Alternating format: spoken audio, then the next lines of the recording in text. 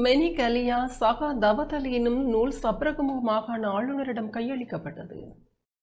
சப்ரகமுவ மாகாண சபையின் முன்னாள் ஊடக உதவி செயலாளர் சுனில் லீலானந்த பெரேரா எழுதிய மெனிக் அலியா சகா தவதலி எனும் நூல் இரத்தினபுரியில் அமைந்துள்ள ஆளுநர் அலுவலகத்தில் வைத்து சப்ரகமுவ மாகாண ஆளுநர் சம்பா ஜானகி ராஜரத்னவிற்கு கையளிக்கப்பட்டது.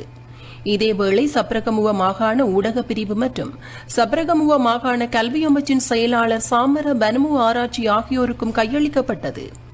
கழனி பல்கலைக்கழகத்தின் வெகுஜன ஊடக சிறப்பு இளங்கலை பட்டதாரியான சுனில் லீலானந்த பெரேரா மகாவலி அமைச்சு மற்றும் சப்ரகமுவ மாகாண சபை உட்பட பல அமைச்சுகளில் பணியாற்றியுள்ளார்.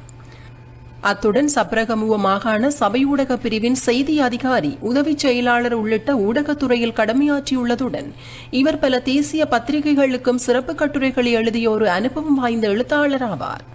சமூக ஊடகங்கள் மூலம் தனது ஆக்கத்திறமைகளை வெளிப்படுத்திய இவர் அதன் மூலம் பல கட்டுரைகள் மற்றும் கவிதை ஆக்கங்களை சமூகமயப்படுத்தியுள்ளார்.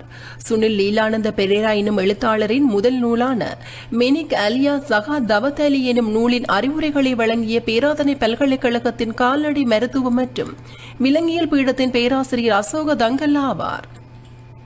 இதன்போது சப்ரகமுவ மாகாண சபை ஊடக பிரிவின் பணிப்பாளர் டென்சல் வீரசூரிய, ஊடக பிரிவின் தமிழ் பிரிவுக்கான பொறுப்பதிகாரி சிவா ஸ்ரீதர ராவ் மற்றும் ஊடக பிரிவின் அதிகாரிகளான பாத்திவ ஜெயவீர, புபுது மதுஷான், சந்து தனுஷ்க ஆகியோர் கலந்து கொண்டனர்.